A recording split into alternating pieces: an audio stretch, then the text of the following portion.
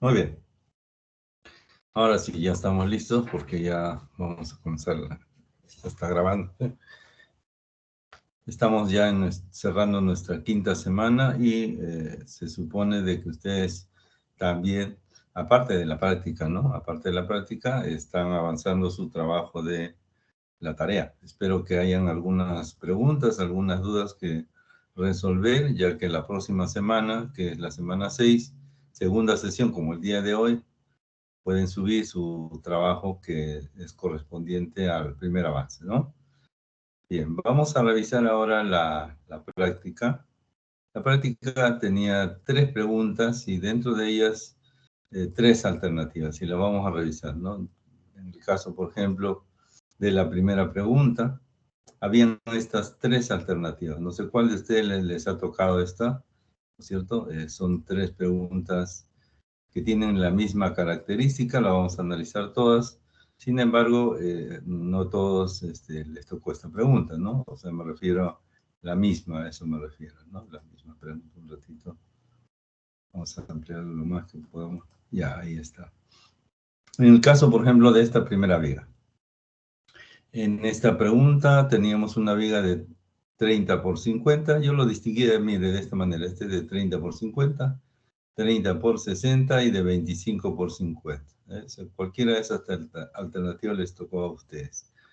El trabajo consistía en responder ante esta característica. Teníamos un estado balanceado para una viga de 30 por 50 en un momento negativo aplicado con una deformación unitaria del concreto de 0.0038 y con la cero de tracción en una capa, ¿no? Así estaba predeterminado, es decir, ya esa era la información de base. Y inmediatamente después venía la pregunta: determine la distancia del eje neutro a la fibra en tracción. Bien, lo primero que tenemos que hacer es colocar el contexto. Si es un momento negativo, la tracción está en la parte superior. Repito, si el momento es negativo, la tracción está en la parte superior, por lo tanto, la deformación unitaria balanceada, que es 0.0021, está en la parte superior. Y en la parte inferior tengo la fibra en compresión, ¿cierto? Con la deformación unitaria del concreto, que en este caso es 0.0038. Seguidamente, pues la distancia entre el eje del acero, que está en la parte superior, y la fibra en compresión del concreto es el peralte efectivo, ahí lo tenemos. Y la zona comprimida tiene un CB, o sea, la distancia de la fibra, de la distancia del eje neutro a la fibra en compresión balanceada, que es el presente caso, pues tiene un valor de CB, ¿no? Pero ojo, lo que me piden a mí es determinar la distancia del eje neutro, este de aquí, hacia la fibra en tracción, que está en la parte superior, ¿no es cierto? Aquí en la parte superior. Pues lógicamente quien está sufriendo la tracción es precisamente el acero, ¿no? El acero, porque eso ya se desconoce, mejor dicho, se considera que el concreto ya se fracturó todo este tramo y entonces yo tengo aquí, naturalmente, el eje neutro. Bien, bueno, esa relación proporcional la hemos trabajado en clase, ¿cierto?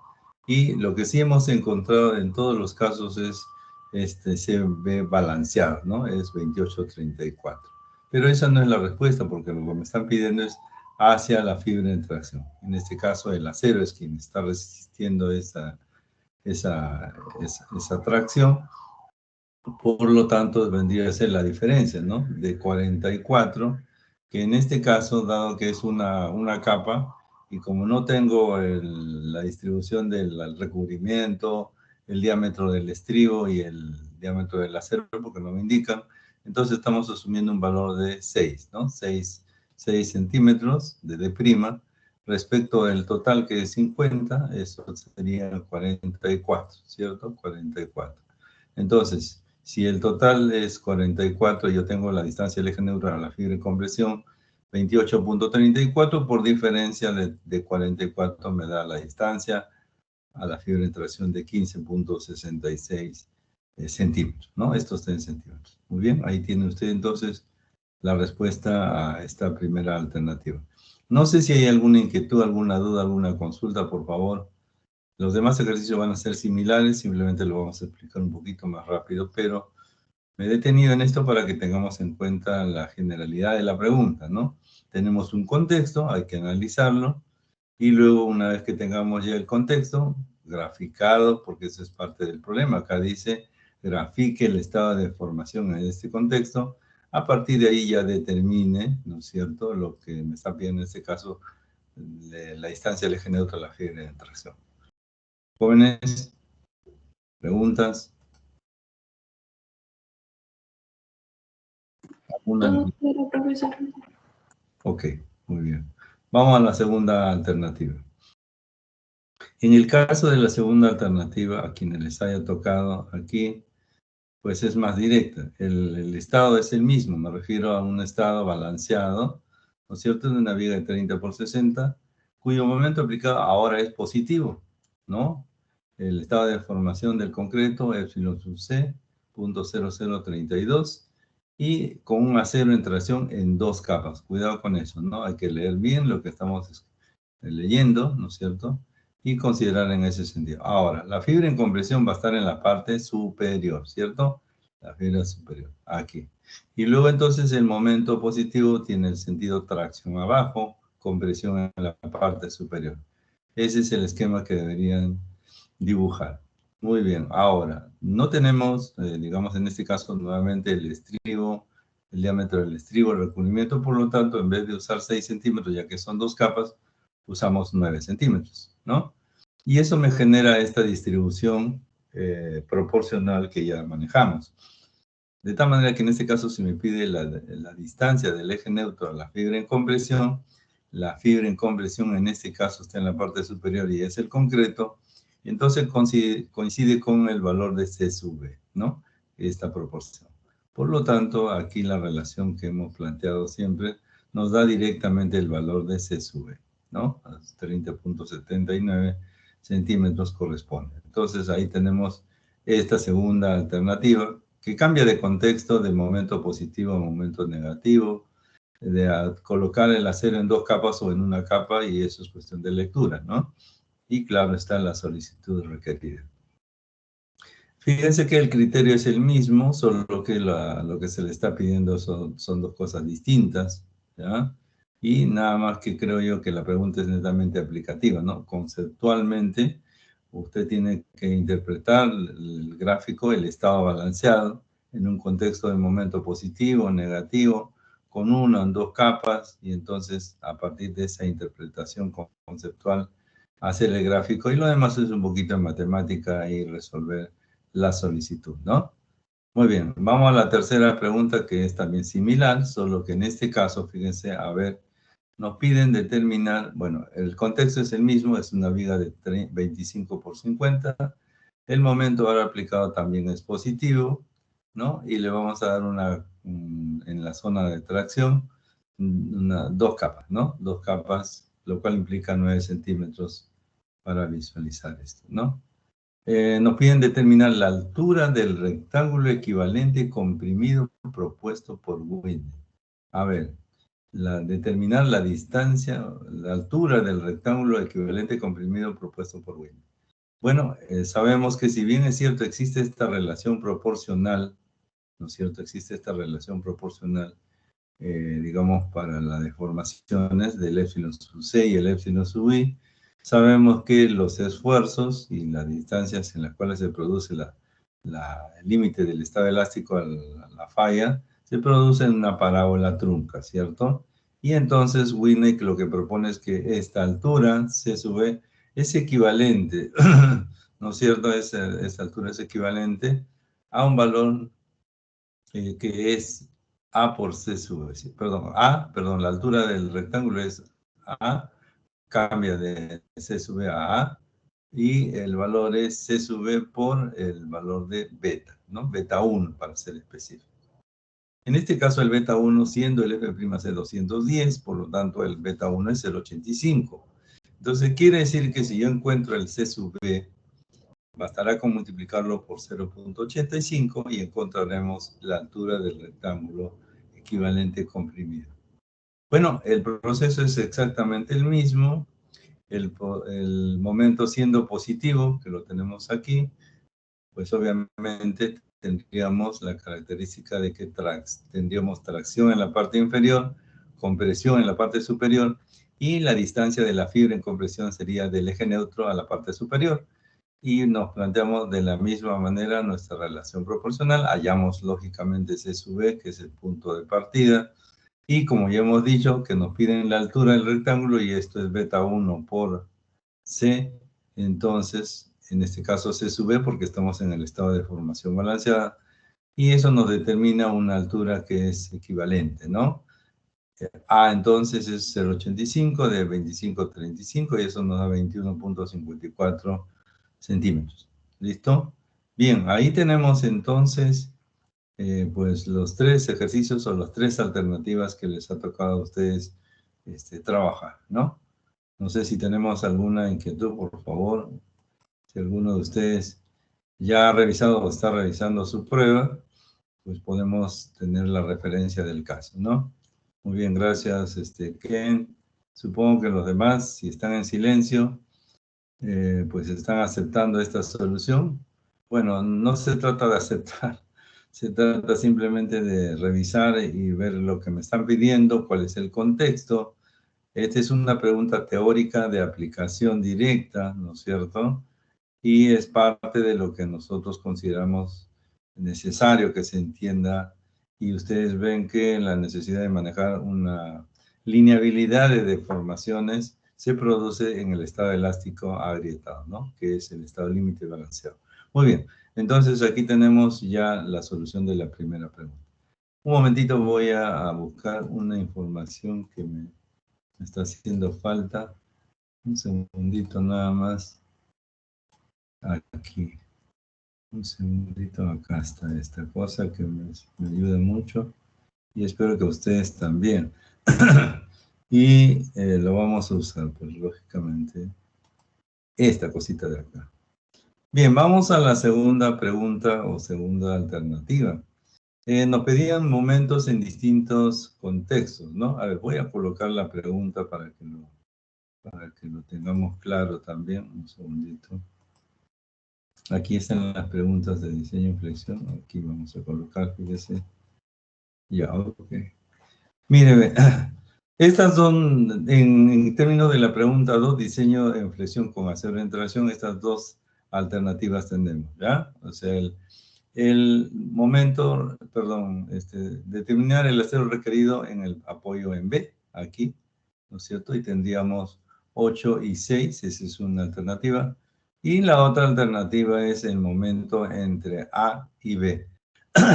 Perdón, el momento entre A y B, ¿no es cierto? O para el tramo AB, no es en A ni es en B, es en el tramo AB. El tramo AB comienza en A, termina en B, pero eso corresponde a la parte central, ¿está bien? Es decir, a esto se refiere 9,62 y 5,58, ¿ya? Entonces, esos son los dos gráficos, repito, aquí yo tendría entonces los dos momentos en tracción, el momento en B y el momento en AB, ¿ya?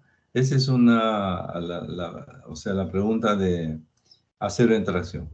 Y la pregunta de acero en compresión, un ratito la tenemos por acá, aquí. Ya está. El apoyo en C a la derecha, estos dos momentos, genera un momento alto, ¿no es cierto? Es un momento negativo, por cierto, pero genera un momento suficiente como para trabajar en acero en compresión, ¿ya? Entonces, todos esos datos los vamos a revisar en breve, un momentito, pero para hacerle notar que el momento en C corresponde, y ahí está el apoyo empotrado en C a la derecha, esas dos cargas, ¿no? Y en el caso de la alternativa, la siguiente en A, ¿no es cierto? En el apoyo empotrado en A la izquierda. También tenemos exactamente lo mismo, vía contexto de interpretación de los, digamos, datos que se nos dan, ¿no? Además está comentarles que en este caso aparece el refuerzo como código número 8, en este caso representa el de 1 pulgada. El estribo cuyo código es número 3 corresponde a 3 octavos, ¿cierto? Y el recubrimiento libre aquí se le ha considerado 2,50, 2 centímetros y medio, ¿no? El epsilon sub c, 0.0038, 210. Cabe recordar que algunos alumnos pues no se han dado cuenta que este epsilon sub cu cambia, ¿no es cierto?, el valor de 6.000 y lo lleva a cifras un poquito más altas, ¿no? Y en cambio se ha considerado aquí la cuantía balanceada en forma directa 0.01594, cuyo valor no corresponde, ¿no? Porque ha cambiado el epsilon sub c. En el caso del otro ejercicio, simplemente para darle una mirada, también está aquí en función del número y el recubrimiento, ¿no? Y podríamos revisar el caso de aquí, en C, ya, ok, y en C y en, un ratito, aquí. Aquí tenemos el número, sí, perdón. Aquí tenemos sí, aquí está en pulgadas, ¿cierto? En pulgadas. Y bueno, se le da los estribos de media y se le da un recubrimiento de 4 centímetros. O sea que habría que ceñirse a los datos que nos dan para poder desarrollar, ¿de acuerdo? En el contexto, lógicamente, hallaremos lo que nos pidan, ¿no? En este caso, para el apoyo en B, pues será 8 y 6 toneladas por metro. Ahí están las unidades. Bien, vamos a la solución de cada uno de ellos, ¿no? Entonces, en este caso, tengo el apoyo en B, es un momento en tracción, o sea, es un momento pequeño, por decir. Voy a aumentar un poquito más el tamaño. Ok, ahí estamos. Entonces, para quien les ha tocado la pregunta en la cual le piden el momento en B, es un diseño de acero en tracción. Yo creo que esto es bastante sencillo. Las combinaciones de cargas, aquí las tenemos, todas ellas. Sin embargo, prevalece la combinación número 1, que era suficiente, porque si tengo solo carga muerta y carga viva, no había necesidad de trabajar las combinaciones de carga con sismo, ¿no? Porque no había sismo, ¿no? Aquí está considerándose de manera automática 0, ¿no? Pero no había necesidad. Entonces aquí tengo la carga, y carga muerta, carga viva, y luego el momento último de la combinación número 1. Bueno, todos los datos están consignados aquí, el valor de phi 0,9, 240 el F'C, 4200 el FI, la base y la altura, ¿no es cierto?, de 30 y 60, recubrimiento 4 centímetros, el diámetro del estribo era de media, por lo tanto es 1,27, la varilla longitudinal 2,54, ¿está bien? Y le estoy poniendo 2 capas. ¿Por qué le pongo 2 capas? A ver, vamos a irnos entonces al ejercicio. No sé si es B, correcto. Acá en el texto, miren, ve, dice, se usará barras de 1 pulgada en 2 capas. ¿Está bien?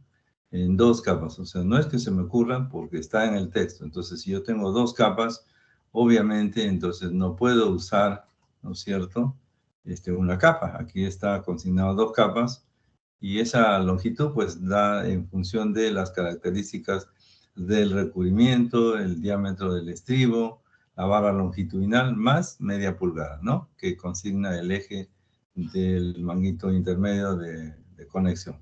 Muy bien, aquí una vez que tengamos esta altura, lo que planteamos es, por diferencia, el valor de, sí, el valor del peralte efectivo, ¿no? Y con esto ya podemos calcular nuestras consideraciones de cuantía requerida. La cuantía requerida nos sale un valor bastante bajo de 0.00793. Y por el otro lado, la cuantía, digamos, balanceada nos da 0.0258036, considerando, no nos olvidemos que el epsilon sub c es 0.0035. Ya que tenemos un factor del 75%, la cuantía balanceada, perdón, la cuantía máxima es 0.01935, ¿cierto? Y como aquí vemos que se cumple, que la condición es que la cuantía requerida sea que sea menor que la cuantía máxima, entonces procede el acero por tracción, ¿no es cierto? Es decir, tengo aquí 12.11 centímetros cuadrados, el acero máximo. El acero mínimo, lógicamente tengo 2 valores, escojo el mayor de ellos, y aquí hasta acá tenemos la parte numérica, ¿no es cierto? Y claro está, hemos visto siempre en la información que hemos trabajado en clase, que debemos colocar el esquema final, ¿no es cierto? El esquema final que representa no solamente el acero, ¿no? El acero requerido, digamos, si hay acero en compresión también, sino sobre todo entendiéndose de que el acero, en este caso del momento en B, es un momento negativo. Miren, voy a ponerlo aquí nuevamente, aquí está. De la pregunta, momento en B, negativo. Por lo tanto, el acero que estamos encontrando corresponde a la zona superior, porque responde a esta necesidad. Es decir, tengo la zona de compresión en la parte inferior y la zona de tracción en la parte superior, ¿de acuerdo?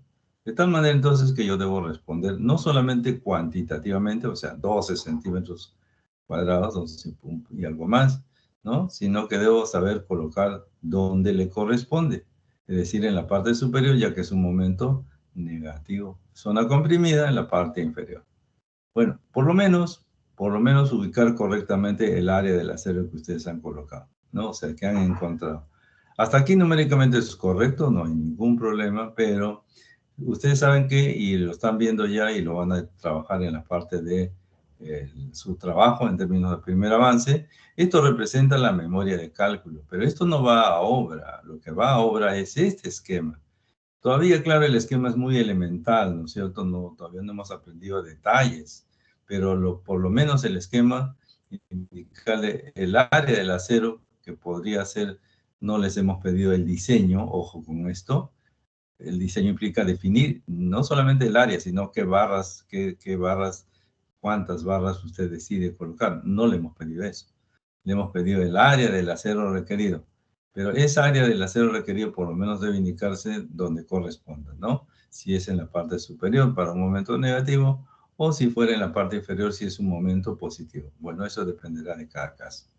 ¿Está bien? Entonces, bien, entonces en este caso, en este ejercicio nos hemos detenido al detalle para que no tengamos mayor inconveniente en términos de entendimiento. Espero haber aclarado lo suficiente para que ustedes puedan comparar. Me gustaría saber si hay alguna inquietud, alguna duda. Ok, Hubert, gracias. ¿Los demás? Ok, Kent, sí. Ahí tenemos un mensaje en el chat. A ver, profesor, ¿pasará el solucionario?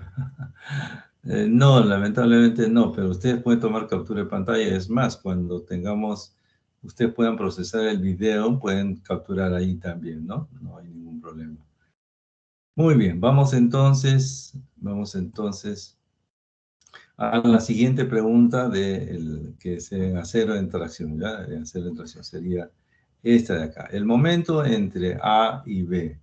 Y les digo por qué. Voy a mostrarle aquí. Ahí está el momento en B, tracción, y el momento entre A y B, este de acá.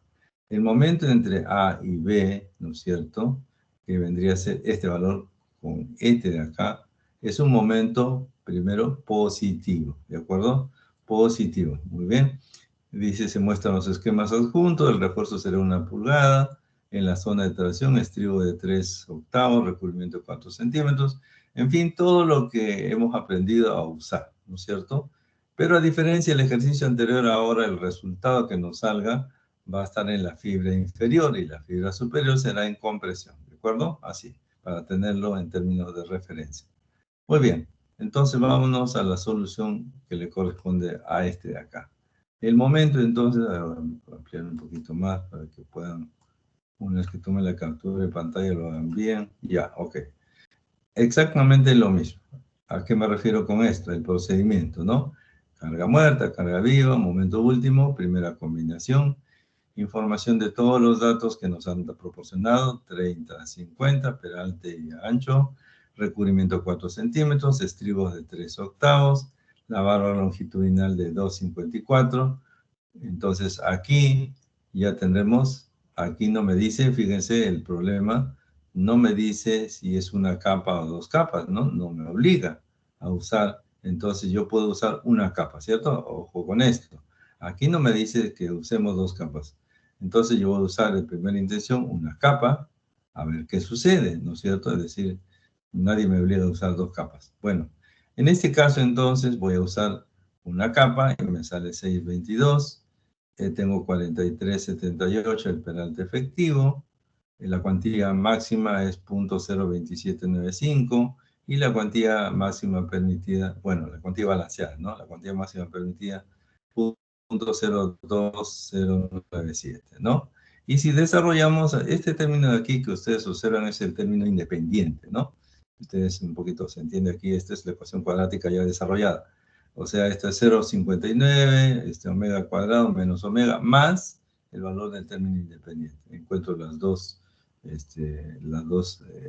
índices digamos, de refuerzo y tomo el menor y con eso encuentro la cuantía requerida. Bueno, la cuantía requerida resulta siendo menor que la cuantía máxima permitida. Por lo tanto, estamos con acero de interacción y aquí pues el proceso es el mismo, ¿no? Hallamos el acero requerido, que nos sale 1565, vemos los límites, el máximo, y luego tengo los dos mínimos, tomo el mayor, y finalmente hago el esquema de solución, ¿no es cierto? Sin el diseño, solamente a dónde va el acero que acabo de encontrar. Bueno, el área del acero representaría un valor en la parte inferior, ya que es un momento positivo, ¿de acuerdo? Zona comprimida en la parte superior. Suficiente con eso y ya tenemos un esquema básico como para que, sin diseño todavía, ¿no? Pero suficientemente válido como para que, pues, cualquiera maestro de obra sepa, ¿no? Dónde va a colocar el acero, ¿no? Así. Muy bien, eso entonces en cuanto a los ejercicios de acero en diseño de tracción, ¿no? Por tracción. Uno de ellos le tocaba así, pues sí, habían, como ustedes comprenderán, después de la teoría, uno en tracción y uno en compresión. O sea, necesariamente, ¿ya? Vamos a analizar entonces los de acero en compresión. Los de acero en compresión eran, un segundito, eran aquí. El apoyo en C, ¿no es cierto? El apoyo en C a la derecha de este gráfico y el apoyo en A la izquierda de este gráfico, ¿no? Así. Ya los datos los que se consignan en cada caso, ¿ya? Así, en cada caso. Muy bien. Vamos a analizar entonces el apoyo en C. Y el apoyo en C se encuentra, un segundito, se encuentra, un ratito, acá, aquí está, en C. Muy bien, esto ya es un poquito más, no complejo, pero sí había que tener cuidado en varias cositas. Ahorita lo vamos a ver, ¿ya? Miren, ve. Entonces, las cargas, habíamos visto en el apoyo en C a la derecha, pues el momento negativo, teníamos 23 y 10,50. Veamos, ratifiquemos eso. En C, acá está 23 y 10,50, no necesitamos poner los signos, 23 y 10,50 y acá. Ahí tenemos, ¿no? 23 y 10,50, la primera combinación, 50.05 toneladas por metro. El coeficiente 0,9 no va a cambiar, el F'C 240, el FI 4200, la base 30, el peralte 60, el recubrimiento 2,5 centímetros, el diámetro del estribo 3 octavos, la varilla de longitud aquí es 2,50, ¿no es cierto? El diámetro de la barra. Y entonces tendríamos aquí el D' le he puesto 7,26. Ahora, regreso al ejercicio. En cuanto al ejercicio, en C, aquí, no me dice si usará acero refuerzo, pero no me dice si puedo usar una capa o dos capas, ¿cierto? ¿Está bien? Si puedo usar una capa o dos capas. Entonces, ¿qué significa esto? Que si yo pongo una capa, fíjense, si yo pongo una capa, me va a salir un peralte un poquito más alto, ¿no es cierto? 55, si no me equivoco. Y cuando yo compare la cuantía requerida con la cuantía balanceada, entonces la cuantía balanceada y la máxima permitida me va a permitir que yo proceda. ¿Está bien? Es más, me va a salir un valor, o sea, tal que no haya acero en compresión, sino solamente con acero en tracción.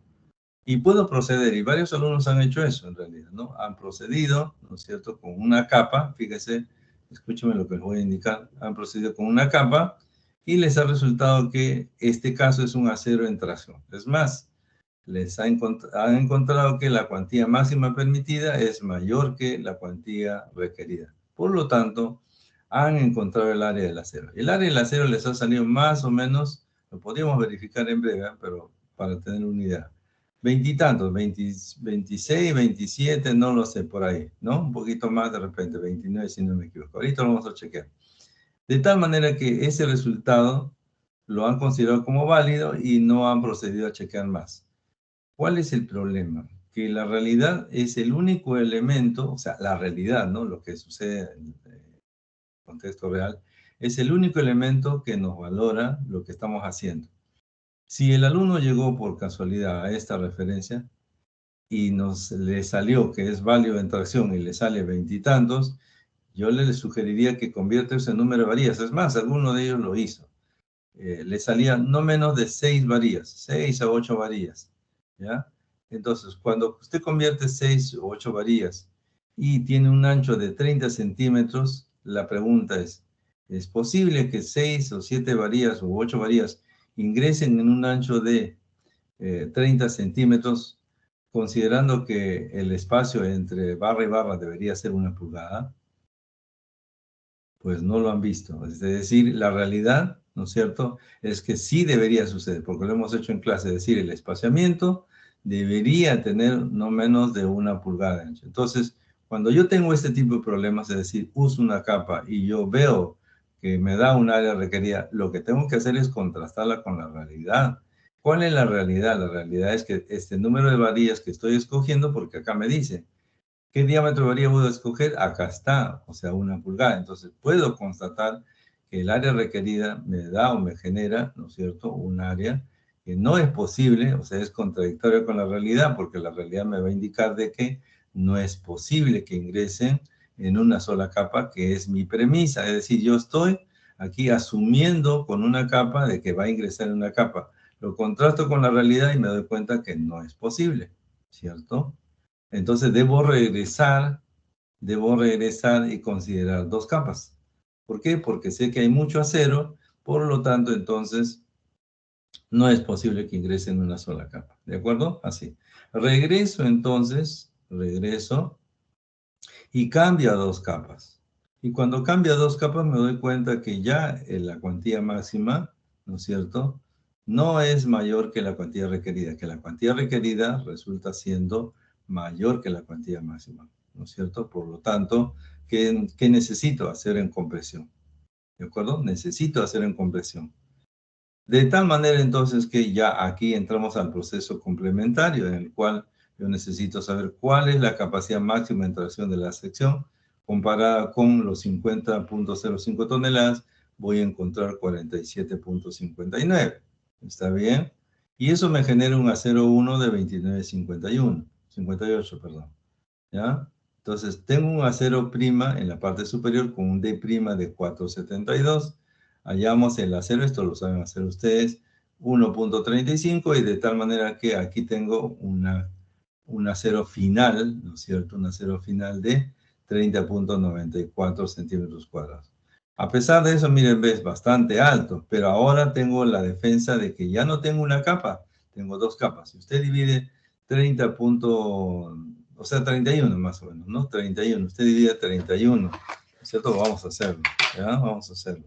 31, ¿no es cierto? Entre 5.1, eso le va a dar 6.07 barras, o sea, 6 barras. ¿Y cómo vamos a colocar eso si yo tengo 2 capas? 3 barras abajo y 3 barras en la segunda capa. Entonces usted se da cuenta que 3 barras, ¿no es cierto? 3 barras en 30 centímetros tiene la suficiente holgura para que el concreto ingrese a todos los lados. Pero si usted quiere colocar esas 6 barras, aquí están también las 6 barras, ¿no es cierto? Si quiere colocarlas en una sola capa, eso va a ser imposible, ¿de acuerdo? Entonces, ese análisis nos falta complementar, lógicamente es parte del aprendizaje, pero para eso me detengo a explicar este proceso. Una vez que se tiene ya el acero total, ¿no es cierto?, pasamos a la verificación de que el proceso que hemos hecho es un diseño dúctil, ¿cierto? Y para eso se completan 2 condiciones. La primera es que el F'S debe ser mayor que 4.200, aquí está 5.451, y que la cuantía máxima requerida, ¿no es cierto?, no sea excedida. En este caso, la cuantía en tracción lo tengo aquí, 0.0195, y aquí la cuantía máxima nos permite 0.0199, ¿no? O sea, confirmado. Entonces, estos dos criterios nos permiten tener el diseño, garantizar el diseño de UTEP. Y finalmente, como ya hemos establecido, como estamos reconociendo, esto representa memoria de cálculo, análisis, ¿no es cierto?, para el diseño final, pero este esquema final de respuesta es necesario. Primero porque tenemos un momento negativo, por lo tanto el área del acero total está en la parte superior. Y el A'S, o sea, el acero, ¿no es cierto?, el acero de refuerzo que va en la zona de compresión, estará en la parte inferior. ¿De acuerdo? Así. Muy bien, entonces aquí tenemos un poquito la explicación para el caso de algunos alumnos que han realizado con una sola capa y se han encontrado con esta facilidad, podríamos decir que ya la respuesta era inmediata, ¿no es cierto? Que era inmediata, es decir, pero no han analizado un poquito lo que estamos comentando, de que esto no puede ingresar en una sola capa. Ahora, en clase, o por lo menos yo se los dije claramente, miren, ve siempre hay que estar atentos. En clase yo les dije que iba a venir 3 preguntas, ¿cierto? Una de teoría, una de acero en tracción y una de acero en compresión, ¿ya? Si ya usted había desarrollado la parte de teoría, le había tocado una en tracción y se encontraba con otra en tracción, usted debería preguntarse qué pasó. Algo no está bien, ¿cierto? Por lo menos por ahí. A menos que esta pregunta le haya tocado al principio, ¿no? Ya ahí sí ni hablar, ¿no? Ya no, retiro lo dicho, ¿no? Pero en realidad había que tener cuidado con toda la información que reciben ustedes y tratar de ver la mejor manera de resolver sus pruebas. Muy bien, ese es el análisis que deberíamos manejar, ¿no es cierto? Y les estaba comentando que es posible que para este momento ese, si yo le cambio, por ejemplo, le voy a cambiar en breve, ¿ya? Le voy a cambiar ahorita la distancia para que veamos, ¿ya? Pero lo voy a trabajar aquí en otro, un ratito, creo que aquí lo tengo. No sé si es este. Un ratito, por favor. Aquí está. Fíjense, esta es la matriz. Entonces, si yo le cambio, mire, voy a cambiarle aquí a una capa. Una capa, ¿cuánto me da? Es 250 más 0.95 más 1.27. O sea, esto de aquí me da 4.72, ¿ya? 4.72. Entonces voy a simplemente colocarle aquí el de prima, arbitrariamente, 4.72, ¿ya? 4.72 y vamos a ver lo que sucede. Mire, ve, me sale el peralte efectivo 55.28. Como usted ve, la cuantía requerida me sale 0.01766 y la cuantía máxima 0.018. O sea, en esta circunstancia, usted está convencido, ¿no es cierto? Está convencido de que le sale a cero en tracción. ¿Está bien? Repito, si usted le pone una capa, aquí usted llega, ¿no es cierto? Como usted ve en los cálculos, que la cuantía requerida es menor que la cuantía máxima permitida. Por lo tanto, el área del acero requerido está a cero en tracción. Y eso está bien, es en tracción. Pero el problema está que la realidad me dice que estos 29.30 no van a entrar en una capa y lo demostramos. Divide usted, a ver, por favor, divide usted 29.30 entre la barra que estamos utilizando, o sea, 1 pulgada. O sea, lo divide entre 5.1. ¿Cuánto le va a salir? A ver, ¿cuánto le va a salir? 29.30 entre 5.1. Y eso le da 5.74, ¿sí? 5.745 para ser más exacto. O sea, estamos hablando de 6 barras de 1 pulgada. Ahora yo me pregunto, ¿las 6 barras de 1 pulgada ingresarán en un ancho de 30 centímetros? No van a ingresar, con toda certeza, ¿ya? No van a ingresar. Es más, no sé si en este horario o en otro horario, un alumno hizo su análisis, hizo el análisis y encontró que la distancia era menor, ¿no es cierto?, que 1 pulgada, ¿ya? Que era menor que 1 pulgada. Y consignó de que había una duda ahí, ¿no es cierto? O sea, pero no la resolvió, simplemente la dejó ahí y planteó el ejercicio como está planteado en este momento, ¿no? O sea, lo dejó ahí, dijo que no ingresaba. O sea, no quiero entender mal, pero de repente sugirió que el problema estaba mal planteado. por ejemplo, así lo entendí. El problema se encontraba con que en realidad el espaciamiento era menor, por lo tanto, no se había considerado eso o que estaba mal planteado. El problema está bien planteado, lo que pasa es que la realidad, ¿no es cierto? La realidad es que tenemos nosotros que garantizar que el elemento funcione con todas sus características constructivas. ¿Cuál es esa? Que la barra tiene que estar separada de una pulgada por lo menos para que el concreto a la hora de vaciar fluya. Entonces, esa es nuestra tarea, o sea, analizar y llegar a un diseño que realmente nos permita el trabajo concreto y correcto, ¿ya? Entonces, por eso es que una vez que les salía esto a ustedes, a muchos de ustedes se quedaron aquí, ¿no es cierto? Perdieron todo este puntaje, esa es la verdad, ¿no es cierto? Perdieron todo este puntaje. Se les consignó algunos valores, pero bueno. Entonces, definitivamente lo que queda es analizar, ¿de acuerdo? Muy bien, entonces voy a retirar esto para que no... Ahora sí, ¿no? Ahí está en la versión ya correcta. Aquí, cuando yo regreso y veo que son dos capas, obviamente ya no pasa o sea, con el acero en tracción, sino tengo que irme a acero en compresión. Muy bien, entonces el otro ejercicio es exactamente igual, fíjese, lo voy a poner por acá, el momento de nada, ¿no? El momento de nada es a la izquierda, ¿está bien? El momento de nada está a la izquierda, aquí. De tal manera que aquí sucede exactamente lo mismo, ¿ya? Sucede exactamente lo mismo. Son otros valores un poquito más altos, si no me equivoco, sí, pero sucede exactamente lo mismo, ¿no? Aquí yo tengo 19 y 11, 13, digamos, el momento 45-52, pero la sección es más pequeña, 30 por 55, se ha reducido.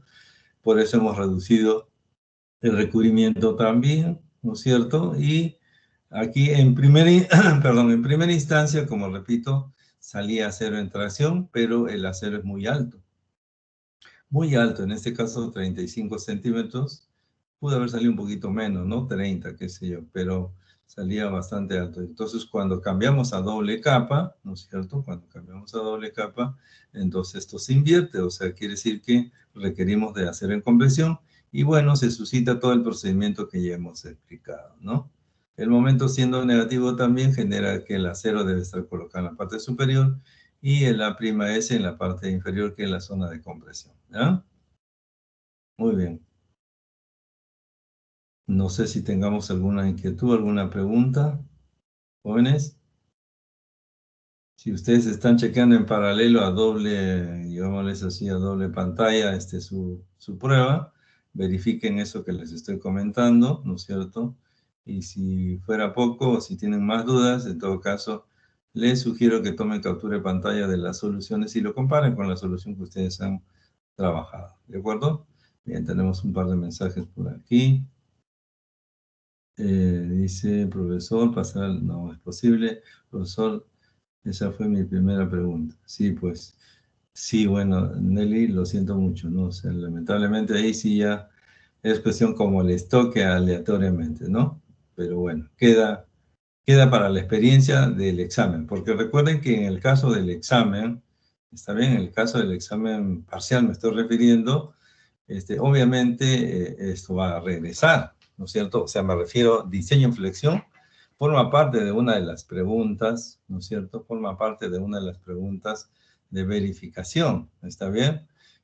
Obviamente, si usted pone la balanza, ¿no? A ver, ¿qué es lo que me va a venir si yo tuviera que tomar esa pregunta, ¿no? ¿Diseño en flexión con acero en tracción o diseño en flexión con acero en compresión? ¿Qué es lo que ustedes creen que debe venir? Lógicamente va a venir diseño en flexión con acero en la zona de compresión. O sea, ese es lo más, digamos, no exigente por decirlo, sino que requiere del alumno un poquito más de visión, un poquito más de experiencia, y por eso estamos deteniéndonos a analizar lo que está sucediendo en el caso precisamente de un ejemplo que ya lo hemos planteado, ¿ya? Entonces, no se trata solamente de encontrar números, ¿no es cierto? Ya está, sale esto y es esto y hay una consecuencia lógica. No, no. Hay una necesidad de entendimiento porque la realidad es la que manda, ¿no? La realidad que cosa es los procedimientos constructivos.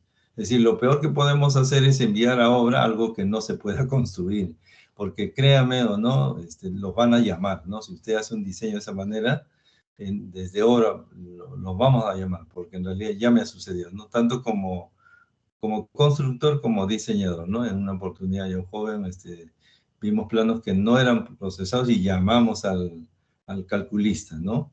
Y de igual manera yo he ido a visitar obras para aclarar un poquito cómo estaba el desarrollo y para apoyarlos, ¿no? Pero en realidad, o sea, esa relación obra-calculista es necesariamente, digamos, en doble dirección, es decir, lo van a llamar o usted va a ir a obra, o sea, eso es inevitable porque es parte del proceso, ¿ya? Entonces, por eso es que la realidad es el elemento de control y nos permite entonces constatar que en obra, pues ellos reciben esquemas, no reciben la memoria de cálculo, ¿ya? No reciben, esa es tarea de nosotros, ¿no? Y para la municipalidad. Pero esto va a ir trasladado, digamos, digamos, a los planos, ¿ya? Muy bien, vamos a dejar este tema ahí porque ya nos consumió prácticamente una hora, fíjense qué bárbaro, ¿no? Pero en fin, yo creo que valió la pena, ¿ya? Valió la pena para que lo tengamos presente. Muy bien.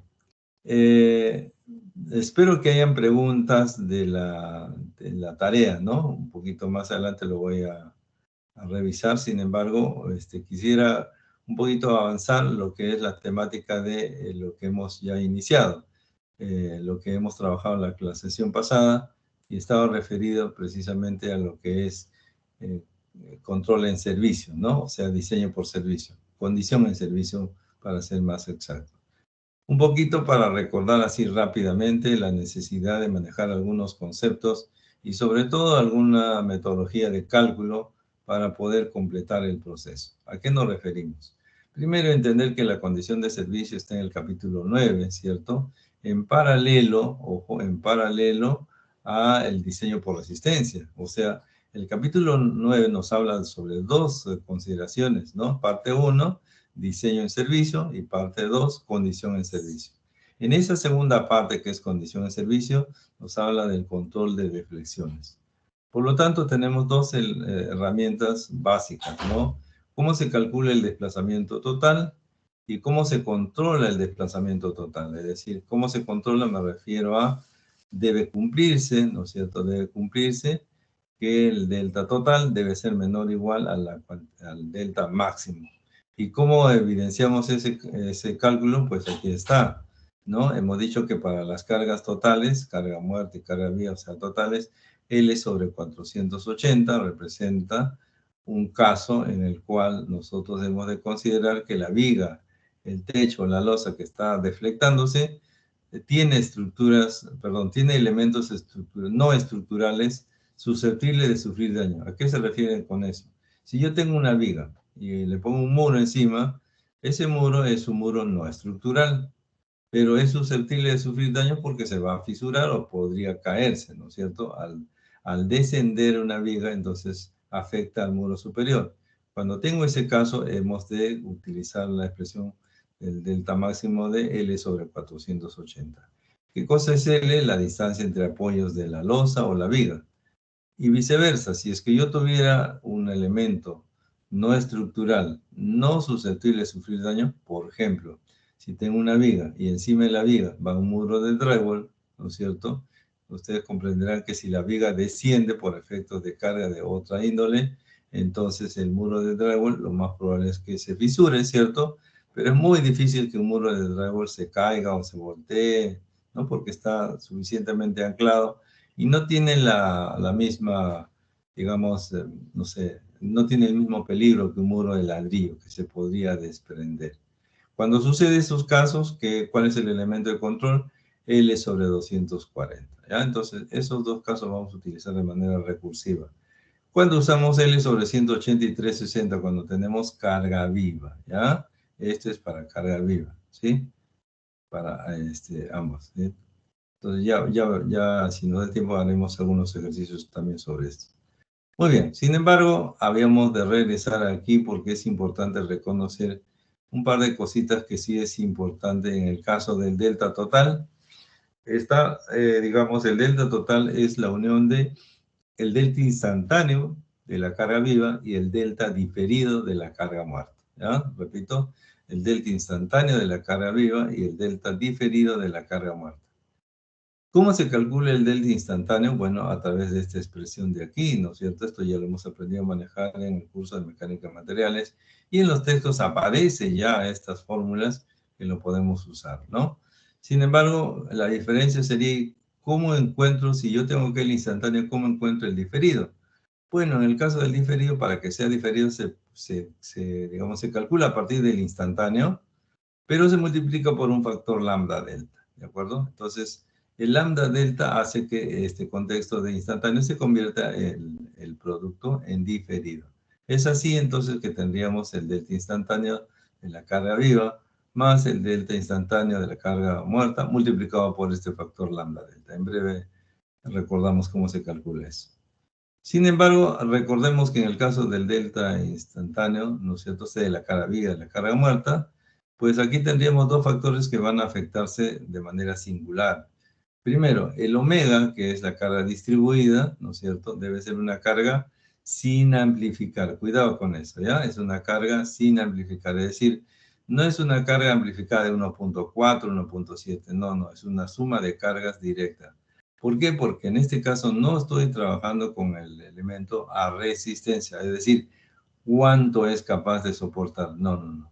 Es aquí al revés, o sea, es con la carga neta, o sea, la carga real, carga muerta y carga viva, cuánto se puede deformar. Ese es el pensamiento.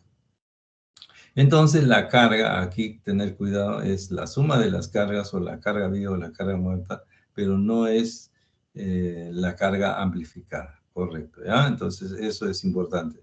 Lo segundo, la inercia. Nosotros hemos aprendido a calcular la inercia geométrica, ¿no es cierto? O sea, la sección geométrica, ¿no?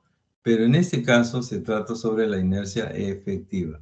¿Por qué la inercia efectiva? Bueno, la deformada está en función de la inercia, pero en función de la inercia, pero la inercia no necesariamente es la geométrica. ¿Cuándo se utiliza uno o cuándo se utiliza la otra? Bueno, la norma me indica, y hay que entenderla desde el punto de vista real, usamos la inercia efectiva o usamos la inercia geométrica ¿cuándo? La inercia geométrica indicaría que la sección se encuentra en un estado elástico no agrietado. Repito, si yo utilizo la inercia geométrica, estaría entendiendo que estoy en el estado elástico no agrietado, porque si no hay agrietamiento, la sección está completa. ¿Está bien? Está completa. Y eso sabemos que dura más que los 10 primeros segundos, es decir, cuando un elemento, podríamos decir, está encofrado. Y esa no es la realidad. La realidad es que el elemento, llámese viga, por ejemplo, se desencofra, se le pone en servicio y se entrega en obra. O sea, es imposible que una viga permanezca toda su vida encofrada, ¿cierto? Por lo tanto, si es que la viga no está en el estado elástico no agrietado, durante su mayor tiempo de vida estará en el estado elástico agrietado. ¿Está bien? Estará en el estado elástico agrietado. Por lo tanto, ¿no es cierto? Ya la sección ha sido fisurada y ya la sección no es completa, ¿no? No es completa. Y ahí es donde entra en función la inercia efectiva, ¿ya? La inercia efectiva entonces será un elemento en realidad común y real porque depende de la inercia geométrica y depende de la inercia crítica. Aquí está precisamente esa expresión en la cual interviene el momento crítico y el momento actuante. Entonces, resumen, si el momento actuante es mayor que el momento crítico, uso la inercia efectiva. Si el momento crítico es mayor que el momento actuante, uso la inercia geométrica. Claro, usted dirá, ¿cuándo es el momento crítico mayor que el momento actuante? Pues eso será los 10 primeros segundos, ¿no? O sea, difícilmente el momento actuante va a ser menor que el momento crítico.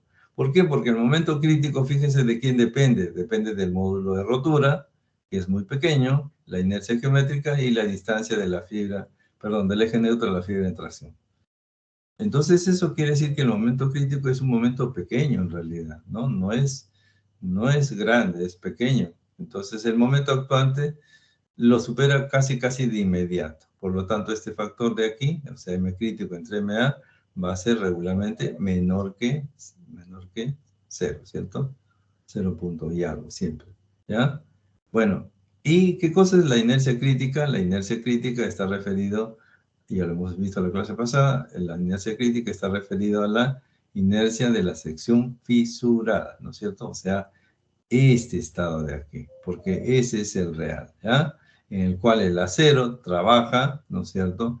Pero como yo no puedo combinar dos aceros, perdón, dos materiales, entonces debo transformar todo a concreto, ¿ya? Entonces la parte superior, que no sé cuál es la altura de compresión y que es la de equilibrio, combinado con el N veces ADS, que es el área del acero transformado en concreto, entonces este estado específico representa la inercia crítica.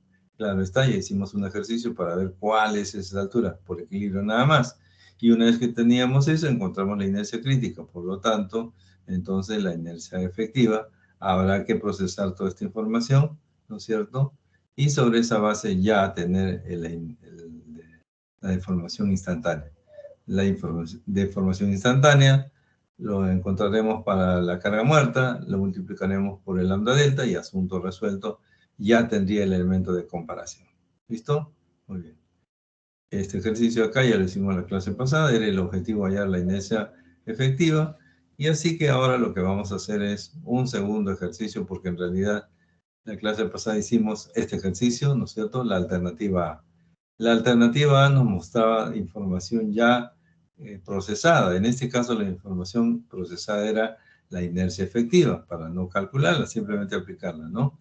Y desarrollamos para esta primera alternativa, ¿no es cierto?, con estos datos, esta primera alternativa del caso A, así le hemos llamado, caso A, en el cual hemos calculado nosotros, pues obviamente, la suma de las cargas, 34, ya que la carga de la carga distribuida de la carga muerta es 22 y la carga viva 12, ¿no es cierto? La inercia efectiva la hemos usado porque ese es el dato que nos da, pero si no lo estuviera, habría que calcular. Previo a ello, hemos calculado el delta total, hemos calculado el delta de la carga viva y luego por diferencia la carga muerta, y así hemos encontrado cada uno de los elementos y hemos comparado, ¿cierto? Que nos da como resultado que el delta total es mayor que el delta máximo, lo cual significa que este primer caso no cumple con las limitaciones de la norma E060.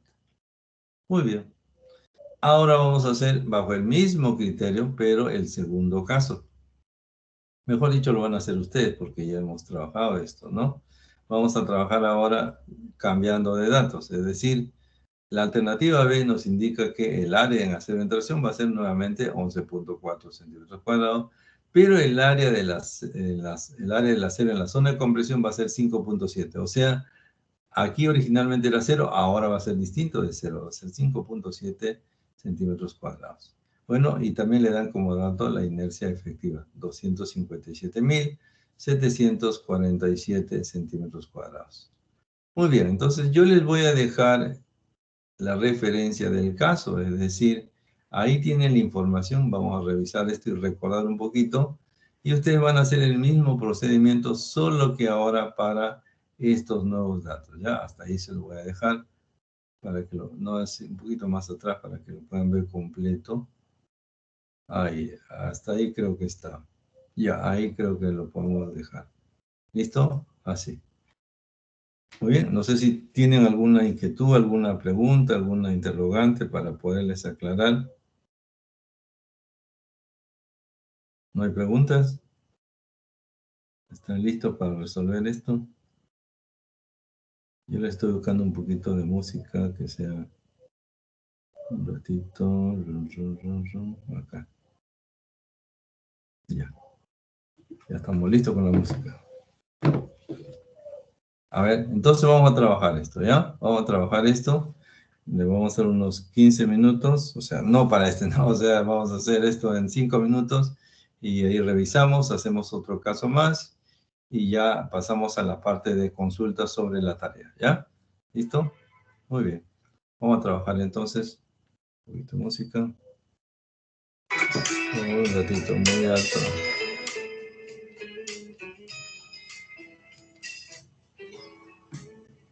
Ya, vamos a trabajar, ¿ya?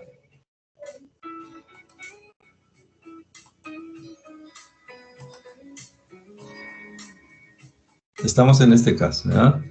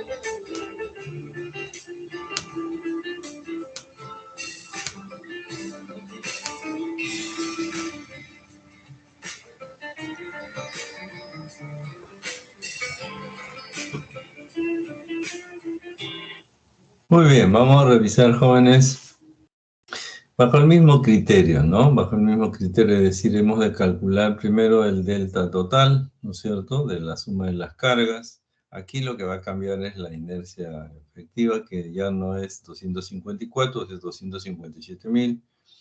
Y de la misma manera, el lambda delta también va a cambiar. No por el valor del psi, ¿no?, sino por el valor de la cuantía prima. Recuerde que la cuantía prima representa, ¿qué cosa? El área del acero, ¿no es cierto?, entre B por D menos D prima, ¿cierto? Entonces ya no va a ser cero. Si ya no es cero, entonces esto va a aumentar. Y si es que esto es 1 más algo más, lo que sea, por muy mínimo que sea, entonces el valor de lambda delta va a disminuir, ¿de acuerdo? Así. Bien, vamos a trabajar eso entonces. Lo demás comparativamente es el mismo criterio. Entonces lo que tendríamos sería lo siguiente, mire, ve. Vamos por la primera parte, ¿no? Ahí, hasta ahí. Bueno, en este caso el área del acero de interacción es 11.4, eso no ha cambiado, pero el área de la zona de compresión ya no es cero, es 5.7 centímetros cuadrados. La inercia también ha cambiado, 257.747. Entonces, el delta total, ¿no?, que es la carga muerta y la carga viva, contiene la suma de los dos, o sea, 34. La longitud, sí, lógicamente es la misma, 600 a la cuarta, no se olviden en centímetros. Y en el caso de la inercia efectiva también cambió. Bueno, eso ha hecho que disminuya, ¿no es cierto?, el delta total. El de la carga viva, algo similar, ¿no es cierto?, ha disminuido. Si ambos han disminuido, por diferencia también la de la carga muerta instantánea, ¿no? La deformación instantánea por diferencia, si estos dos han disminuido, obviamente la diferencia también ha disminuido. Sin embargo, lo que tenemos que calcular ahora es el valor de lambda delta. Y ese valor de lambda delta también va a cambiar, dado que lo que tendríamos en este caso sería lo siguiente. Fíjense. El valor de lambda delta es psi entre 1 más 50 veces cuantía prima.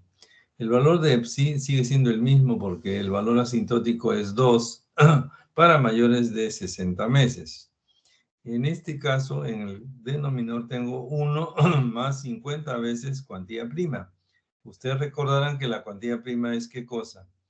5.7, el área del acero prima, la base que es 30, ¿no es cierto? 59, que es el peralte efectivo, menos 6 centímetros. ¿Por qué 6 centímetros? Porque es una capa, ¿no es cierto? Una capa del D' en la parte superior. Y eso me da, como ustedes observan, 1.696. El valor de lambda delta entonces ha disminuido de 2, que era originalmente, a 1.696. Lo cual implica entonces que el delta total va a disminuir. ¿Cuánto va a disminuir? Eso lo veremos en breve. Ahí está, ¿no es cierto? Lo tenemos, 0.313, que es del instantáneo de la cara viva. Lambda delta, 1.696. El delta instantáneo de la cara muerta. Y eso en total me da 1.29. ¿Cuánto teníamos en el caso anterior? 1.479, ¿no? Es decir, ¿ha disminuido? Claro que sí, ha disminuido. ¿Pero por qué ha disminuido? Precisamente por el área del acero en compresión, ¿de acuerdo? Ha aumentado, o sea, originalmente era 0, ahora es un 5.7, aumentado al disminuir, perdón, al aumentar el área del acero, en compresión, entonces el lambda delta ha disminuido, por ende el delta total va a disminuir también.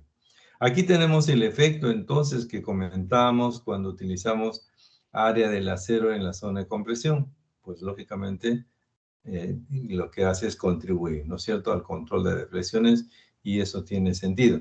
Ahora, ¿es suficiente eso? No, pues porque en realidad el delta máximo es 1.25, ¿no es cierto? Y nos ha salido 1.29 todavía insuficiente, ¿ya? Quiere decir entonces que la alternativa B, el segundo caso, tampoco representa una solución, ¿no? Porque la alternativa B tampoco cumple con las limitaciones de la norma de 0.60. Es cierto que ya falta muy poquito, ¿cierto? 1.29, 1.25, y es muy poco lo que le falta. Sin embargo, no es suficiente para cumplir con la norma. Muy bien, ya tenemos entonces en mente no solamente el caso 1, el caso 2, y eso nos hace presumir de que la alternativa en C podría cumplir ya con la norma, ¿cierto? ¿Qué sucede en la alternativa C? Se mantiene el acero en la zona de tracción, 11.4, y en la zona de compresión le aumentamos a 8.55, y lógicamente eso hace que aumente la inercia efectiva, 259.217. Así que vamos a hacer esa última alternativa a ver si realmente con esa cumple, ¿ya? Vamos a intentarlo, entonces voy a dejarles este esquema y hasta ahí, ¿no es cierto?, para que ustedes recalculen como lo hemos hecho en el caso B. ¿Listo? ¿Alguna inquietud adicional, alguna pregunta? Bien. Antes de continuar con el ejercicio, ya yo me había olvidado incluso de ingresar a activar el inicio de clases, lo he hecho recién, pero vamos a pasar lista de una vez antes que se nos olvide, porque de lo contrario, ahí sí vamos a tener una penalidad. ¿De acuerdo? Vamos a pasar lista antes de hacer la alternativa que estamos proponiendo. Bien, entonces tomemos aquí en cuenta, registro. Aquí estamos, ¿ya? Por favor, un momentito de atención, deben tener ustedes a la vista, así que vamos a ir cantando sus nombres uno a uno para que estén presentes, ¿ya? Alcalá. Alcalá. Ausente. Ángeles. Presente. Gracias. Arones. Presente, Arones. profe. Ya. Arrieta. Ya. Presente. Ya. Báez. Presente, profesor. Ya. Barbosa. Presente, profesor. Ya. Barzola. Presente, profesor. Ya. Benavente. Presente, ingeniero, buenos días. Ya. Buenos días. Bernal. Presente, profesor. Ya. Gracias. Carvajal. Carvajal. Vamos con la siguiente lista. Acá. Cárdenas. Cárdenas. Cárdenas ausente. Carrasco. Presente, profesor. Gracias. Cayetano. Buenos días, profesor. Presente. Buenos días. Chuima. Presente, profesor. Ya. Curagua. Presente, profesor. Ya. Fernández. Fernández. González.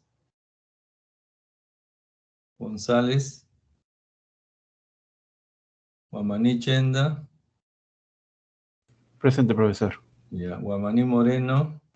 Presente, ingeniero. Buenos días. Justiniano. Buen día, ingeniero, presente. Buenos días. Mendoza. Presente. Navarro.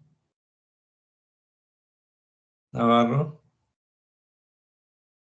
Núñez. Navarro presente, profesor. Navarro muy tarde, pero bueno, ya. Núñez. Núñez, presente. Buenos días. Obispo. Presente, profesor. Ya. Orellana. Orellana. Osorio. Presente, profesor. Ya. Padilla. Padilla. Presente, ingeniero. Ok. Palomino. Buenos días, profesor. Presente. Buenos días. Paredes. Paredes presente, profesor. Paredes. Parragués. Presente, profesor. Ya. Quintero. Pasapera. Pasapera presente, profesor. Buenos días. Patilla, buenos días. Patilla. Presente, profesor Patilla. Ya. Quintana. Presente, profesor Quintana. Ríos. Ríos. Santiago. Santiago. Presente, profesor. Santiago. Santiago. Sí. Santiago. Santos. Santos. Sebastián. Sebastián.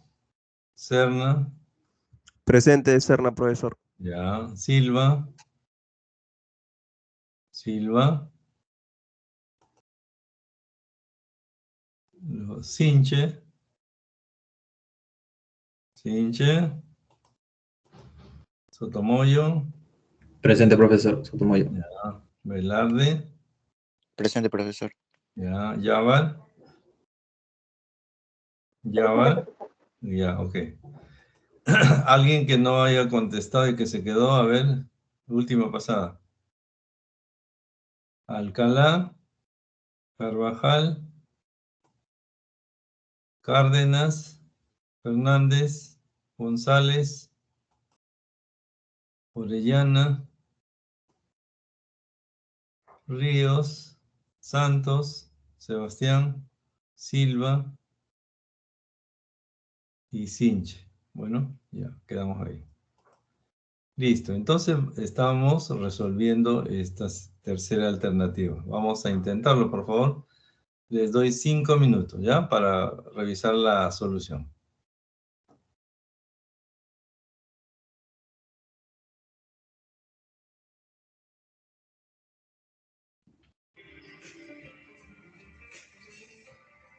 Si tenemos esos datos, yo creo que podemos irnos al segundo bloque, que es más cercano a este de acá, ¿no? Y aquí está. Este de acá, ya. Si tenemos los datos, repito, anótenlo, por favor. 11.4, eso no va a cambiar. 8.55, eso sí.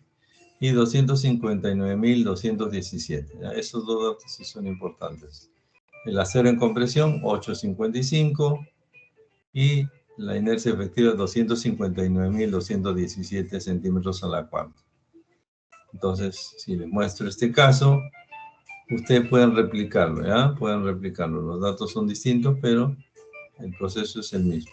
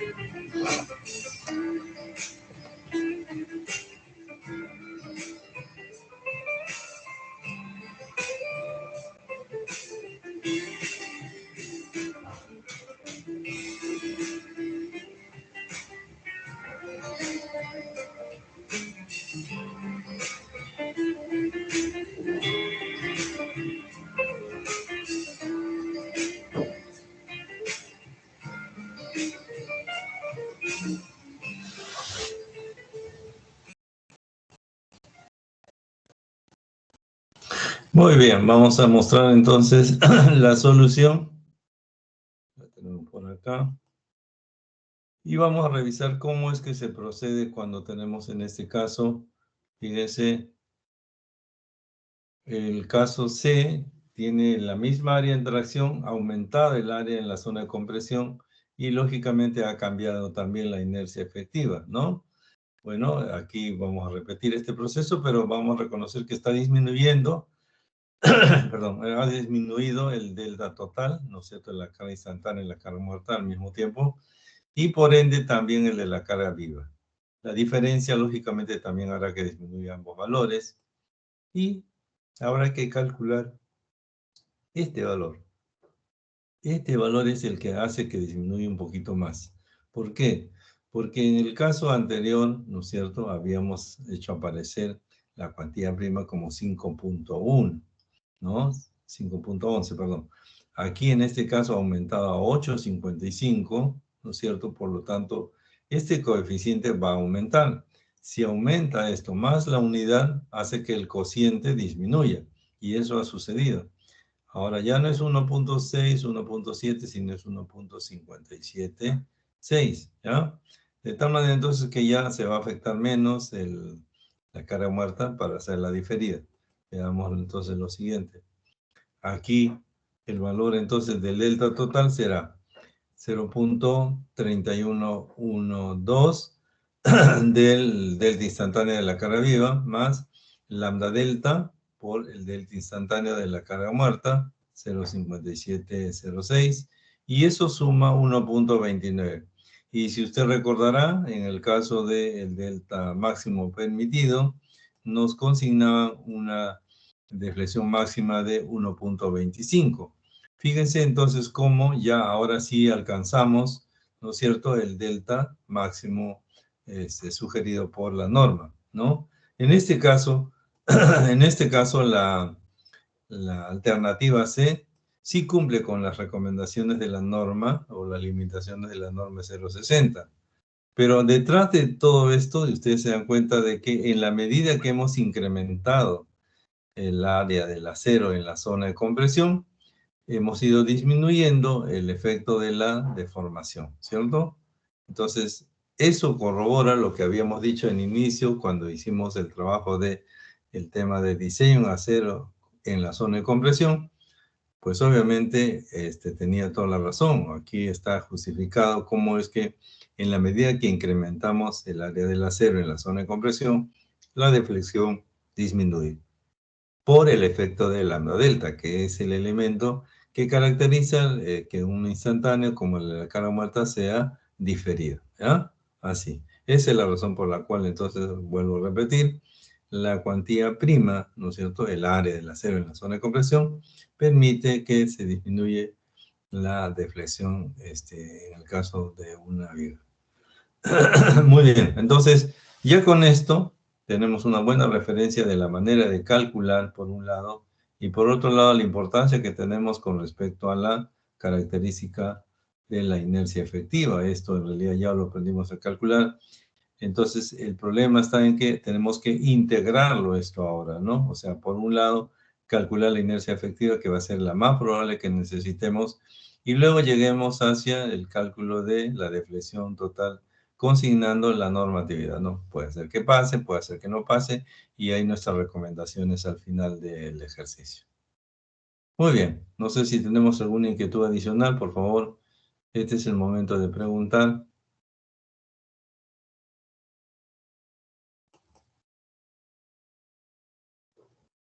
No hay preguntas. Muy bien, vamos a terminar entonces con esto, ¿no es cierto? Me refiero con este tema. Y vamos a revisar ahora, y antes de ello voy a pasar el documento, o sea, el documento de la tarea, ¿no es cierto? En el caso del documento de la tarea lo voy a revisar desde aquí mismo. Un segundito. Aquí nosotros tenemos el DD1, aquí está, ¿no es cierto? El DD1. Aquí ya la formación de grupos es, digamos, indivisible. Ojo, por si acaso, ya me han escrito un par de alumnos en los cuales quieren formar su propio subgrupo. Desde antemano les digo, eso es imposible. ¿de acuerdo? Es imposible. Y aún cuando me presenten 2 trabajos, yo revisaré el primero de ellos, ¿ya? Y ese será válido para todos los estudiantes. Así que solamente queda una cosa, pónganse de acuerdo y presenten un solo trabajo. Muy bien, entonces un poquito para recordar que la próxima semana, es decir, tienen ustedes todavía tiempo, una semana más, es decir, les queda este fin de semana para, no sé, avanzar, liquidar el asunto, pero bueno, yo me voy a circunscribir a lo que hemos establecido aquí en las entregas, ¿no? Aquí, fíjense, voy a aumentar un poquito más, que lo que están comprometidos a presentar. Cronograma de fechas de entregas, predimensionamiento de elementos estructurales y diseño del diafragma rígido, losa, ¿no? Segunda sesión, semana 6, en clase. Es decir, hasta el próximo, a ver, ¿qué día cae? Mayo 9. El día 9, más o menos a esta hora que ya está venciendo, ¿no es cierto? Estamos más de las 8:30, hasta 10 para las 9, ¿no es cierto? Tienen plazo para subir la información que vamos a reconocer. ¿Qué es lo que tienen que presentar? Una memoria de cálculo y un plan. En la memoria de cálculo, ¿qué ha de aparecer? El predimensionamiento de la losa maciza, losa ligera, vigas y columnas. Y de acuerdo a la rúbrica nos dice todos los elementos. ¿Está bien? Todos los elementos. Características que usted puede emplear, el método de rigidez, el método de, digamos, de área tributaria, en fin, todo lo que hemos aprendido. ¿De acuerdo? Así. Luego tenemos el diseño a flexión del piso típico. O sea, se refiere a los aligerados del primer, segundo, tercer nivel, que son pisos típicos en realidad, ¿no? No la azotea, por si acaso, ¿ya? La azotea tiene una sobrecarga distinta, por lo tanto, no podemos tomar la azotea, solamente un piso típico de entrepiso, ¿ya? Bueno, entonces, con los cálculos que sustentan del informe parcial, es decir, eso representa en buena cuenta la memoria, ¿no es cierto? La memoria de cálculo. Entonces, la memoria de cálculo debe presentar la definición de los materiales, por qué he empleado 210, por ejemplo, en vez de 250, se me ocurre, y así sucesivamente, ¿no? Entonces, toda la definición de materiales, toda la definición del proyecto específico para cada grupo tiene que estar definido, ¿no es cierto? Y lógicamente también es importante que usted a partir de ahí defina el predimensionamiento de los elementos y hasta llegar al diseño. No se olvide que el diseño de la losa o el piso típico se refiere a los aligerados, es decir, todos los aligerados que usted está empleando, sea la dirección horizontal, vertical, lo que sea, pero tiene que presentar el diseño. El diseño ya lo hemos aprendido y está sugerido como el diseño de viga T. Sabemos perfectamente que el diseño de viga T no es precisamente una viga T, sino es un equivalente rectangular, ¿no es cierto? También hemos aprendido a que reconozcamos que si el valor de A, que es la altura de la zona comprimida, es mayor que HF o menor que HF, habrá un sistema equivalente el cual debemos trabajar y presentar en cada caso para el diseño específico, ¿ya? Por lo tanto, el diseño va a incluir el refuerzo del acero, es decir, qué varilla, cuántas varillas y qué longitud, ¿cierto? Hemos aprendido técnicamente a trabajar el corte de fierro de una manera rápida, sintética, no hay ningún problema, pero tiene que estar definido. Es decir, yo no puedo colocar una varilla de 3/8, ¿no es cierto?, que tenga una longitud más de 9 metros, porque eso no existe, ¿no? Tengo que ver dónde lo voy a cortar y por otro lado, cuál es la longitud de corte que voy a utilizar. Entonces, toda esa información tiene que estar en los planos, en realidad en el plano, ¿no? Porque va a ser una sola planta del piso típico que va a estar a escala 1:50 y naturalmente los detalles a escala 1:25, ¿de acuerdo? Así. Entonces, toda esa información la tienen que enviar, ¿no es cierto? Como dice aquí, para horarios de clase virtual, el primer avance, el que nos estamos refiriendo respecto al informe final, se presentarán 2 archivos, ¿no? El archivo de los diagramas en planta de PDF, en PDF tiene que ser, y el archivo del informe, también en PDF. Lógicamente eso representa el sustento de los gráficos mostrados en los planos. ¿Está bien? Entonces son 2 archivos que han de subir. Ya voy a preparar la actividad, es decir, el repositorio donde ustedes van a enviar su información para el día 9 de mayo. ¿Está bien? Para el 9 de mayo. Ahora, el puntaje que se están jugando, por decirlo de una manera, en este caso es de 4 puntos, ¿ya? 4 puntos es el puntaje máximo para esta primera entrega. La segunda entrega, que es la semana 11, de la misma manera, 4 puntos más, y ahí tendrían 8 puntos. La entrega final es la semana 15, entrarían 10 puntos en juego. Y claro está, ahí tendrían 18, más los 2 puntos de la presentación o sustentación, y ya tendrían los 20 puntos en juego. Entonces, hay que tratar de ganar esos puntos en la medida que sea posible, ¿no es cierto?, cuanto antes, ¿ya? Muy bien, entonces vámonos ahora a las preguntas. Sé que hay preguntas, así que me gustaría saber de parte de ustedes qué preguntas tienen respecto a la tarea de manera específica. Jóvenes, escucho. A ver, tenemos una pregunta por el chat. Ah, ya respondí esa pregunta. Bueno, otra.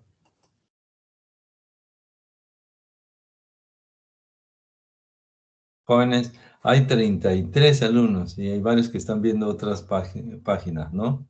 No voy a indicar quiénes son, pero aquí claramente identifico, hay varias personas que están viendo otras páginas, ¿ya? Y sé quiénes son, pero no voy a indicar. Sin embargo, me gustaría saber si hay alguna inquietud, alguna pregunta, algo que deseen. Yo, ingeniero, A ver, quisiera consultarle si es posible la ampliación de plazo de la entrega. No sé si quizás hasta el final del 9. Ya, a ver, Piero, ¿no? Buenos días. Bien, voy a mostrarle, Piero, el documento que hemos mostrado hace un momentito, un segundito, aquí está, acá está, ¿no? Nosotros cuando hemos, digamos, trabajado este documento, ¿no es cierto?, les dije que lo leyeran, que lo bajaran, y lo hemos hecho desde el primer día útil de la, ¿cómo se llama esto?, de la semana 3, ¿ya? Semana 3. Entonces, este documento ustedes han debido leerlo al detalle. Y en el caso, digamos, de la pregunta que usted plantea, la respuesta está precisamente en el mismo documento, ¿ya? Simplemente que lo estoy buscando un ratito, por aquí está. Un ratito, la respuesta está acá escrita. ¿Qué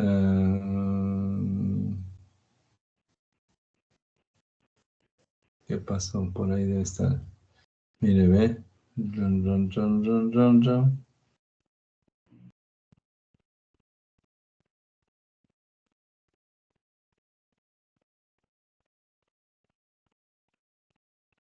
Creo que estaba en negrita, pero qué raro que no lo veo ahora. Está abajo de indicaciones generales, profesor. Indicaciones generales arriba, ¿no? Sí, ahí dice, no habrá por... Ahí está. Ah, gracias. Dice aquí claramente, no habrá prórroga. Señores, este documento ustedes lo aceptaron. Esto representa las letras chiquitas del contrato con un banco. O sea, no voy a aceptar ninguna prórroga. La fecha se cumple indubitablemente el día próximo viernes, 10 para las 9 se cierra y no aceptaremos más trabajo.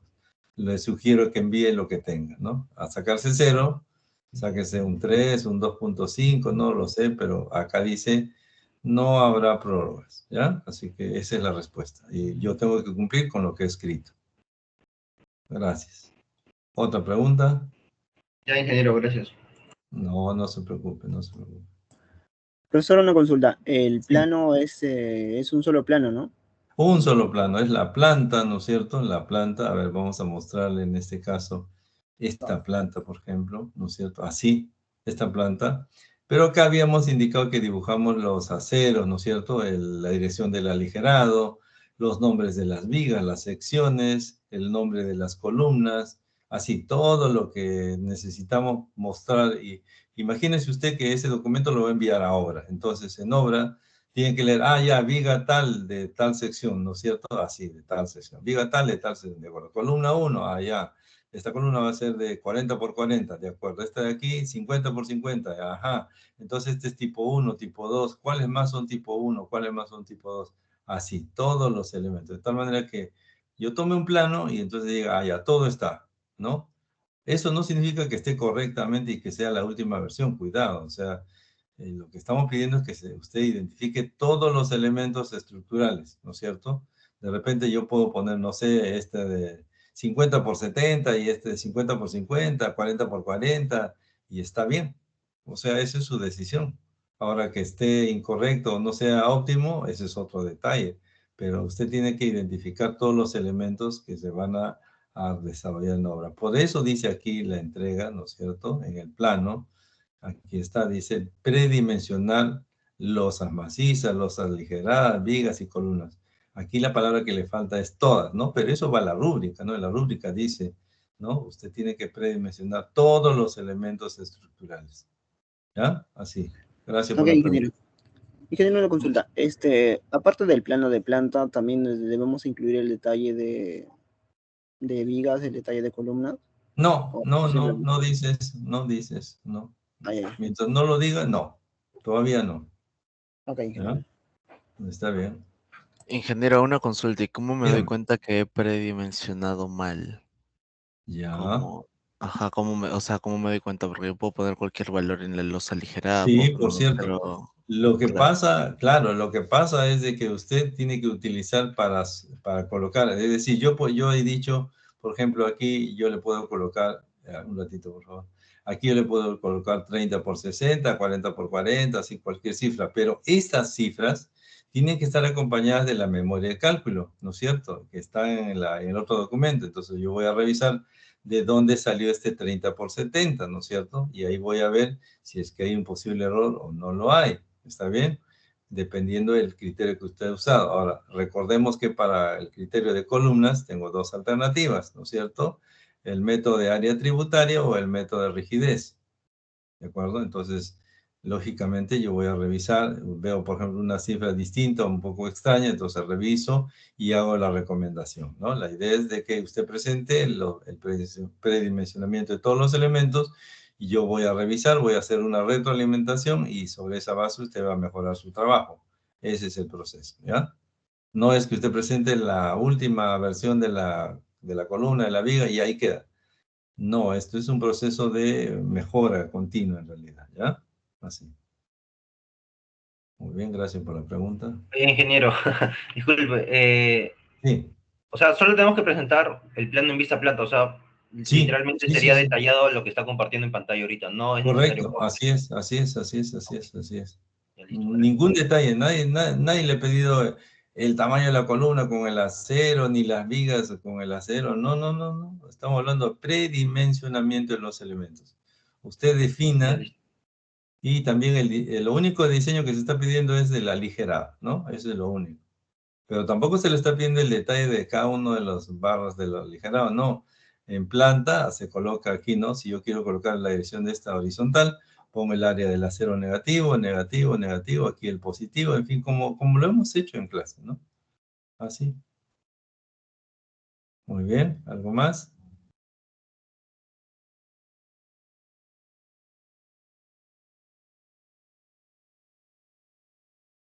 Aprovechen, jóvenes, tenemos para un par de minutos más. Ya, yo tengo otra consulta. A ver, dígame. Profesor, una consulta. A A ver, ver, Mis primero mi compañeros compañero. están... Sí, disculpa. Mis un compañeros están ratito, consultando. un ratito, Piero, por favor, disculpa. Ya, a ver. Disculpa. Mis Hay compañeros un... están consultando cuántas Ya. faltas máximas son. Ah, sobre qué para jalar por DPI. Ajá, sí, están preguntando. Y ya, sinceramente le digo que yo no lo sé tampoco, pero supongo que creo que son 7 faltas. No sé si alguien me corrige, por favor. Son 7 faltas, si no me equivoco. ¿Alguien que esté más enterado del asunto? ¿O le pueden dar el encargo a la delegada, el delegado? ¿Cómo se llama el delegado, a la delegada? Bueno, queda la tarea. Sí, yo soy la delegada, profesor, Ah, usted. pero en el planner me sale, o sea, por ejemplo, creo que tenemos no sé cuántas sesiones y me sale que ese es el máximo de faltas. No, no me sale en sí, No dice como cuánto. antes salía. No, no Ya, dice yo cuánto. les sugiero que se comunique con el PTC Campus, ¿ya? Creo que es el ingeniero Rosa Tocas, ¿no? Si no me equivoco, pero le escribe y le dice, quiero saber exactamente cuántas faltas como máximo deberían tenerse, para que tenga la versión original y directa, ¿ya? Les recomiendo.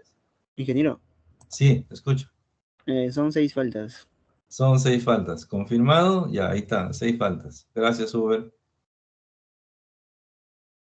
Muy bien. Piero quería hacer otra pregunta, creo. A ver. Ya sí, ¿podría pasar a la pestaña anterior donde compartía la vista planta, por favor? ¿Ya? Ya, mi pregunta es acerca del sentido de las viguetas. O sea, se toma en sentido del paño con dimensión menor, me parece, pero, por ejemplo, si lo veo en el eje X, mi vigueta tendría el sentido desde el punto 1 hasta el punto 5, porque mi L2 sería en ese sentido mi dimensión menor. Pero si lo veo desde el punto A hasta el punto D, en el caso de mi L4 también sería una dimensión menor. En ese paño de L4, ¿la dirección de la vigueta tendría que cambiar o se tendría que mantener? Buen punto. En realidad, 2 correcciones. La primera no es punto, es eje, ¿ya? Eje A, eje B, eje C y así sucesivamente, ¿no?